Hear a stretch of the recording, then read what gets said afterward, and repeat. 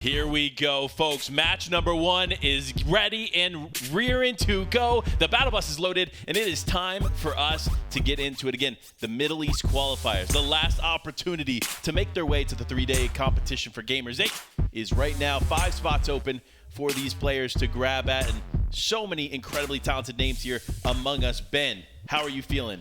Man, honestly, I'm just ready to get into the action. We've been here a few days already here in Riyadh, and I have to say, this venue is absolutely incredible, and the pressure is on. They know what's on the line. These players, this is their last chance to go ahead and lock in their spot, and game number 1 is just around the corner. Look, I'm not going to lie, Ben. I was here last year, and getting to watch the stage and stuff evolve last year was incredible. I didn't think it was possible to do better, and somehow they've done it here. It's incredible. A brand new stage setup, just absolutely breathtaking to get to see both in person and on the screen. For all of you at home getting to enjoy this, I mean, it is amazing. Wish you could see it with your very own eyes, and maybe next year you will, or maybe for other titles you will, but it's time here, folks, as game number 1 is here. Battle Bus. Let's get into it. Let's see who's going to be dropping where, because that's going to be a big factor here on the day, Ben. A lot of teams from our traditional 3-day event ready and rearing to go, but they're going to be watching the players that are competing right now in the qualifiers to see if any of them could potentially contest them once the 3-day event comes. I mean, you have to think, right? Everything is on the line, not only those 5 spots, but like you mentioned, right, contestation. This is where you can really start to shake things up and could really start to break down your initial game plan. All these players that have had their spots and know that they're going to be playing in these 3 days up to those $2 million, now if they get surprise contested by a team that qualifies out of the top 5 here, they're going to have to shift up their entire strategy. I mean, that changes everything. It could. It definitely could change a lot for these teams, but as of now, the bus path has presented itself. I like that. I like seeing these players really map out where they need to go. If you don't know at home, a lot of these players, they have drop maps or a base understanding of a drop map, which means they know how to land at any given spot that they pick based on where the bus path goes. And so that's why you see those players there just a moment ago getting ready, positioning their point on the map so they know exactly where to launch. And of course, the battle bus is unloading as we speak, as we get into game number 1. Speaking game number 1, I mean, a lot of the times you want something to come out strong, right? You want to put those points on the board early and make sure you can confirm and stay on top of your game. And this kind of a bus path is going to prove difficult for some of these teams that have to stretch further away. The teams landing, say, spots like Brutal Bastion, Lonely Labs, I mean, they have a long way to go. They definitely do it. And honestly, what I'm most interested in is where these players are landing on the map. Obviously, we have a bit of insight. We get to see a drop map that kind of predicts where these players are going to go, but it's never guaranteed. It's never 100%. So now we're really going to get to see where these teams decide to head off to. But, oh, man, an early fight there as FKS starting off strong there with his duo. Bravado. Triple Baylor. I mean, this kind of a spot is super valuable as well. Very centrally located on the island. And on top of that, the vault just below. So taking that win off spawn is going to be very important for them. Speaking of off spawn contention, here up near the temple itself, up in the mountains, of course, towards the north side of the zone. You see those shockwaves up towards the top of the building. They want to try and take that high ground early, play top down just a little bit with those shotguns. All these teammates, none of them seem to have much shield left, so they're going to have to play carefully up and around these corners. One player will fall. So now a 2v1 situation, finds the second and the full team wipe. I mean, look, his name spoke for himself. Abu fell there. So definitely not the start they were looking for. But there's still so much yet to play, and so we'll watch as these teams continue to unfold. But now we tune in. It's Faisal hanging out with their teammate there, as well as Phantom and Kai. Slappy Shores, one of those POIs that in the beginning of this chapter, very popular, and then we've slowly seen teams kind of switch off, switch back on to the spot. So I'm interested to see how the Middle East teams will fare in that area. But of course, Brutal Bastion, it speaks for itself. It's one of the toughest drops here on the map, but for good reason. There's so much incredible loot, both in coolers, ammo boxes, and in those chests. On top of that, great capture points. So lots of stuff going here for the Brutal Bastion teams. It's just a matter of which one is going to come out on top. 100%, a personal favorite of mine, but you can see this is where the elevation of Brutal Bastion becomes very difficult to play. The team up in the tower, finding one out of the air. That's going to be Lil RV just on the opposite side of the building. This team, though, playing as a duo, doing a great job here, sticking together to make sure not one of them is getting caught out. And they have that initial knock. So now our XT on the back foot here, having to try and play distance a little bit. Doing a good job.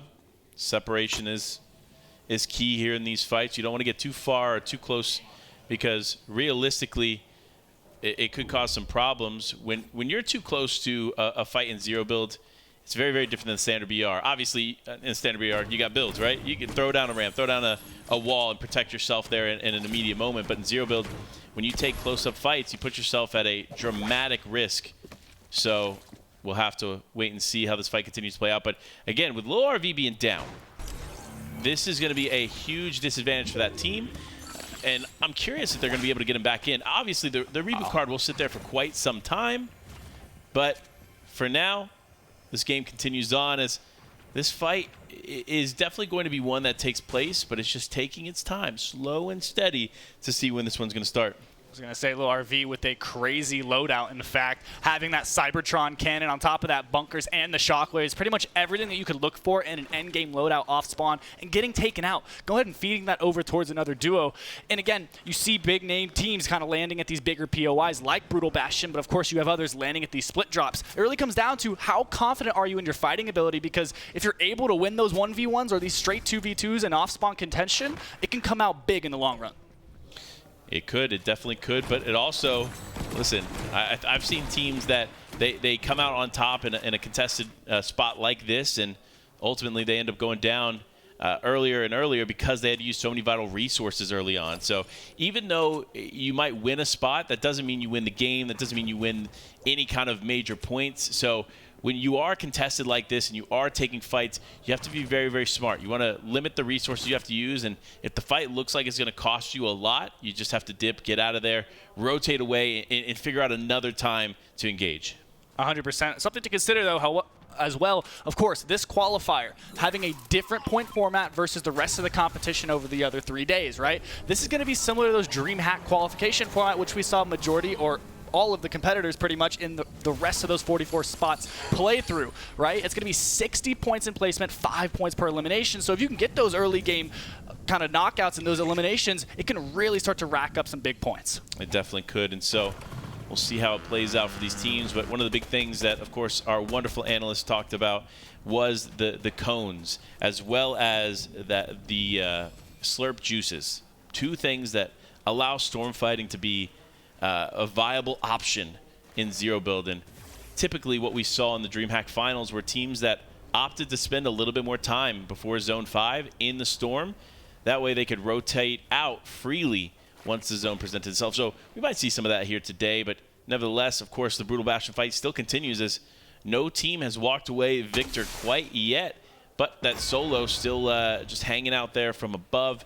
And there it is. Of course, you saw the flare gun come out. This is going to be probably the biggest factor here in a fight like this, is as soon as the team gets marked, you lose every advantage in the fight. And all of a sudden, it could be a very different story for you. But no, Artur, one of those players that we talked about, not necessarily from the Middle East, but competing with the Middle East teammate in Meow, has definitely sparked a lot of interest amongst the analysts and casters, as he is an incredible player from the traditional BR. But can he convert it here into zero build? That's going to be the question, as this fight is just getting started. Ooh, when there's the initial knock there on to Kame, so now Meow on the back side of the building trying to trade some shots over, but there's the knock. It's traded back and cleaned up. Artur the one to do so. It looks like there's no third party as well, so he's to find a safe spot here to get the res off to continue to play this game out. It seems to be the name of the game right now. Playing with your teammate, looking for those trades when you do lose them, and then you have to make sure you win those 1v1s, because, I mean, first game, you want to make sure you come out strong. You have to make sure that you can carry that momentum through, because it's a 6-game format. The rest of the competitors, they get 18 games over 3 days. These guys only have 6. Yeah, and to be fair, when looking at the way that fight was set up, it was set up for Artur to win. It wasn't set up any other way. You saw one player from the team on one side, Artur on the other, and of course they just aimed in on the team, giving them no direction to go without ultimately taking damage and being punished. And so great play on their part. But of course, Kakarot and Murstache, a massive favorite here on the day, playing together. An interesting duo choice, and of course, obviously, we're used to seeing Murstache and Tayson or Murstache and Malabuka. These teams, obviously, or these other players, obviously, already competing here. As said, he's playing with Tayson over the next 3 days, and Malabuka's playing with Thomas HD. Murstache finding his way in, and I like to see this, as he has flown all the way out here to Riyadh to compete here alongside Kakarot. And again, they have a great opportunity and a potential great chance to qualify on. that last-ditch effort to try and make something happen here, but as the zone continues to close, we'll see it here, that second zone now revealing itself. That bottom right corner, I mean, it seems almost inevitable. This bottom right corner, some of the new features coming into the chapter, so now these players will have to learn to adapt for it as we get back into another fight here. Silva trying to win a little bit of 1v2 with one player, knocked on low HP, trades back, 50 HP will come out, but the third party cleans him up there. Leo and Kikuruno finding both. Wow, that is not how you saw that going. We saw Silva obviously very close to winning the fight, almost lost the fight, then wins that fight, and then ultimately gets taken out by a third party. And that's the story of Zero Build. You have to think about this. You have to be very, very smart when you are taking those fights, because the more noise you make, especially at that point in the game, the more eyes are going to attract your way. And that was the perfect example of it, as Silva ultimately won that fight, but is going to be out of game one really early. You just have to take things with a grain of salt when it comes down to early elimination. You need to adapt, make sure you come back in game two stronger and ready to make up those lost points. But again, we have to kind of check in here, some contested areas here on this far edge of zone. We see these players trying to find any little bit of extra scraps left over at the POI, that being Creaky Compound for the time being, as we'll get a little bit of a look back at these off-spawn contentions. I mean, Panda, we know how important it is to make sure you win these off-spawn fights, because not only is it good to ensure that you're going to be able to play all of your games out, but when it comes to finals and the rest of the 3 days moving forward, you want to make sure you can win those off-spawn fights if you are contested when the money's on the line.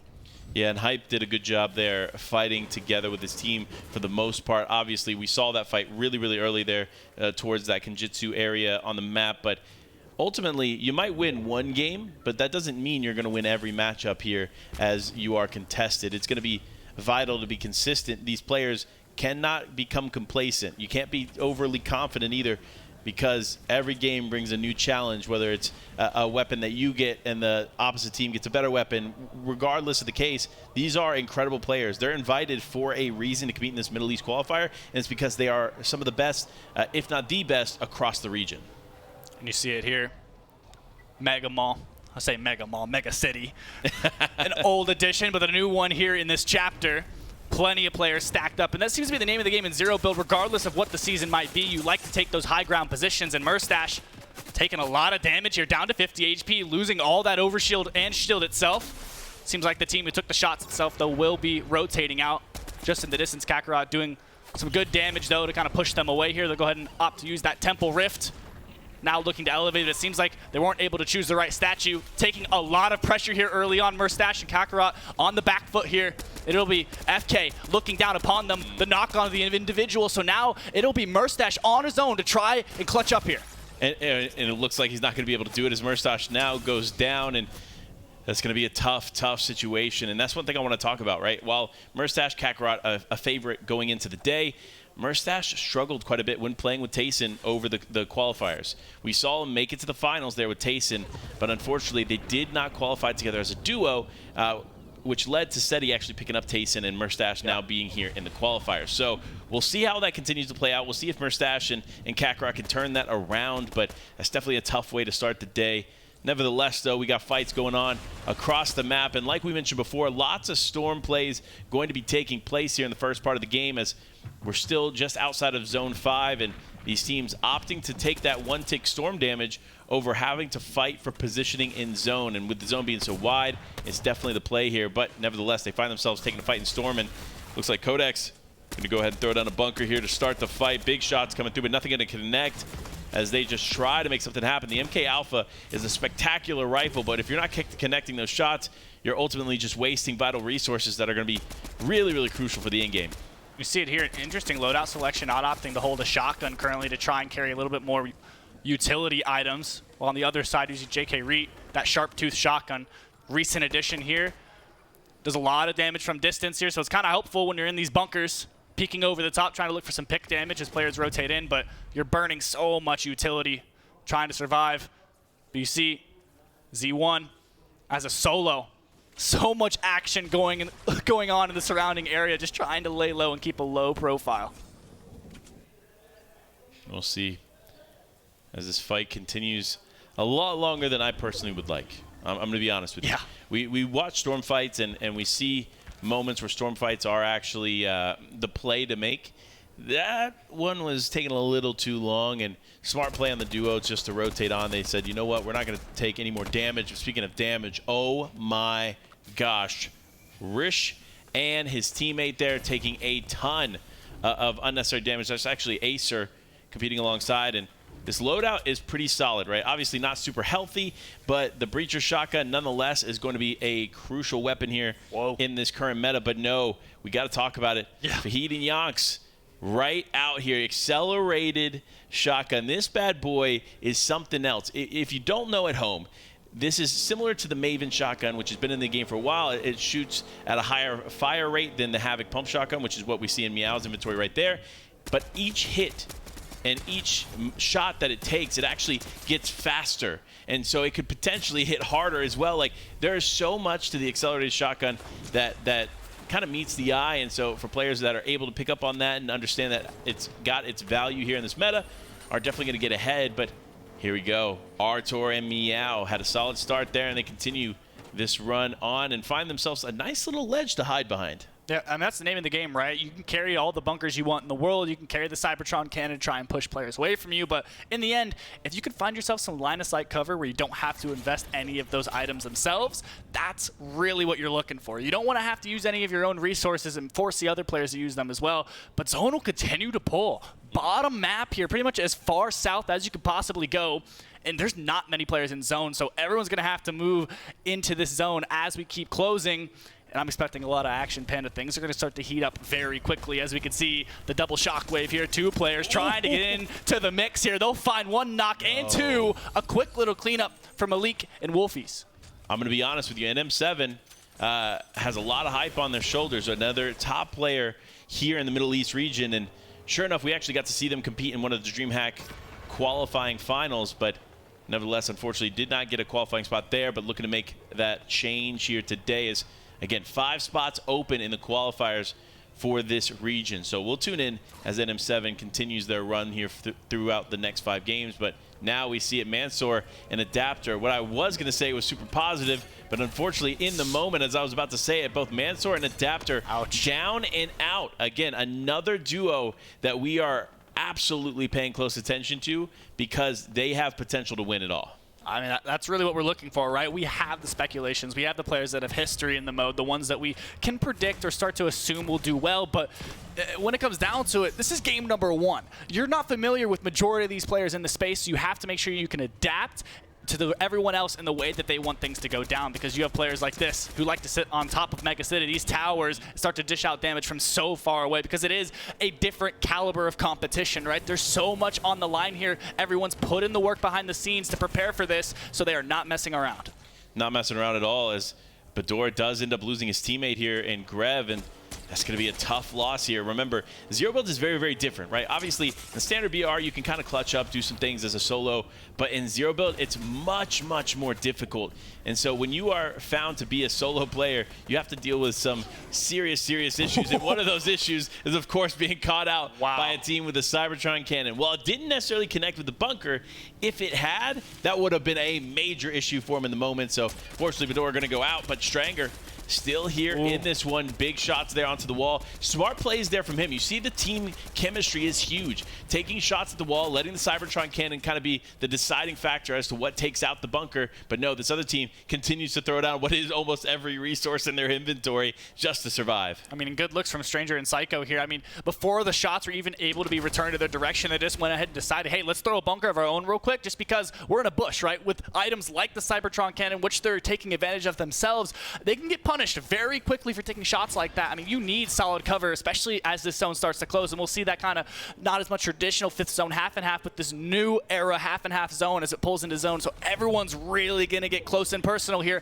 as they start to run out of space. And remember, the Cybertron cannon has a similar function to the Flint knock of seasons past, and it has like a knockback feature. So if you take a shot there close to a ridge or hill and you get shot back, you can actually end up going down, and that's actually what we see as I'm saying it. Dexy ends up getting knocked off the bridge as he tries to take a shot, ultimately getting caught out. Doesn't necessarily get eliminated, but now Acer and Rush gonna rush in here and take out one. That's going to be a huge elimination for them to continue on. Remember, 5 points per elimination is no light point addition, so they're definitely going to want as many of those elims as they can as they continue to play the remainder of this game out. And then a great spot, though, underneath the bridge. Good, solid, natural cover here. But, again, we'll see Mega City, plenty of players still stacked up just because they can kind of hide within the buildings, on top of the buildings. Or you could see players like the ones we were just watching, right, using the car to try and rotate through just because that's pretty much one of the few mobility options on the map right now. But we talked about him a little bit during the pre-show. Bloomy, or Bloomer, currently in the game right now in one of the best spots just outside of Mega City, and Zone is pulling not too far away. I'm not surprised. I'm going to be honest with you. Again, Bloomy, a huge pick for the day. Definitely one that can take it all, as well as, of course, he's playing as Bloomer HD. You already know. Listen, we love Fortnite players. But boys, stop changing your name. What are you doing? But nevertheless, we keep it going as Salva still finds himself in this. This is huge, right? We saw Salva go down a little earlier today, but teammate able to get him back in. And everyone's here, kind of the ruins of bunkers pass here. They're just scattered across the landscape, so everyone just trying to use any of the extra ones because you can start to look ahead, right? Plot out this rotate just a little bit so you don't have to use your own utility, but VRG and Salva really stacked up well. You can start to see those changes to zero build, 4 bunkers in inventory, that mythic flapjack rifle, and then the Cybertron as well. Almost a completely ideal loadout, but we'll have to watch some other teams who aren't quite in an ideal position. It's going to be Shari, the bottom of this bunker, trying to use the chug cannon to heal back up a little bit. That breacher shotgun and inventory does a lot of damage. We know how devastating this weapon can be, but still has to move towards the zone.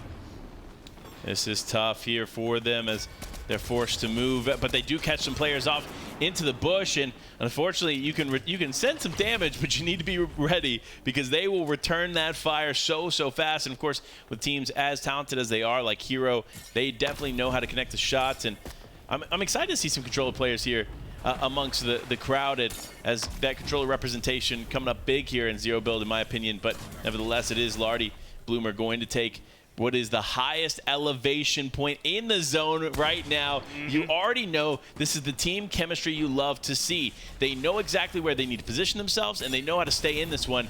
But no, speaking of staying in, it does look like Hype is going to go down just on the edge as his teammate left as a solo, trying to hang on, throws a bunker down, throws a shockwave, and ultimately finds himself shockwaving in the air. That's such a risky play, but he does end up landing just within his bunker and within his teammate. Nevertheless, though, I'll have to see if he gets him back in, as Fahad and Hero still in this one, doing what they can here to survive, and so much action still yet to unfold. Folks, if you've never watched a zero build game, well, you're in for a treat. The next 2 minutes are just going to be rapid eliminations left, right, and center. And you had the whole game to stack up those loadouts for what you want to take these close range engagements, because now you're running out of space. The solos, even now, are able to do so much to push the game forward. With 1 bunker in inventory and 3 shockwaves, they're looking to find themselves a spot, or at least an elimination to pick a player off, and instead, hopping into the vehicle, just drive around a little bit, find a little bit of a cliff, hide underneath, but the car takes too much damage, so now trying to stay up.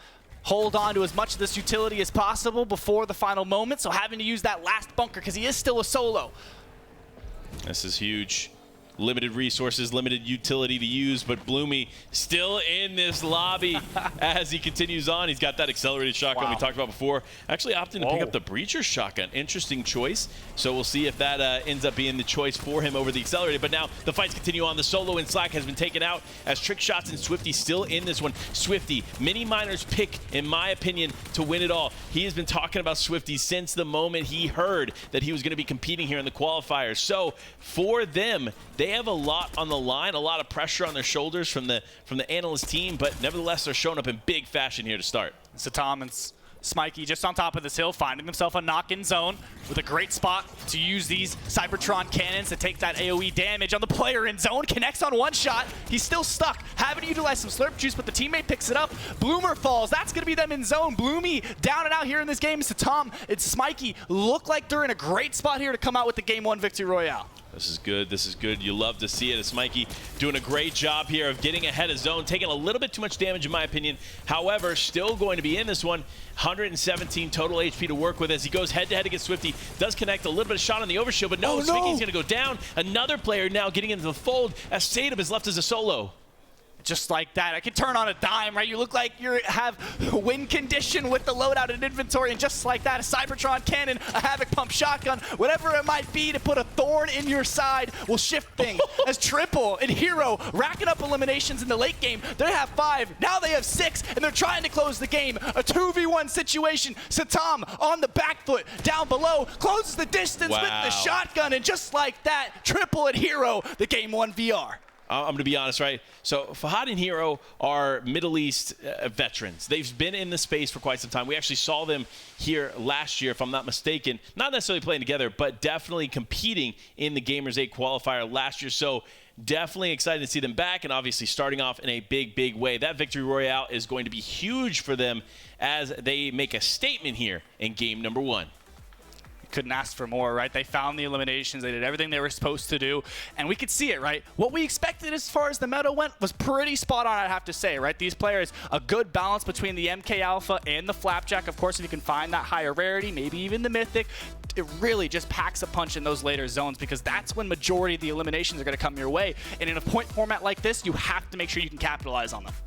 You definitely do as we get ready, but nevertheless, match 1 is done. It is time, though, for us to go to a quick break, give the players a little bit of time before they get into game 2. So make sure to stay tuned, and we'll be right back.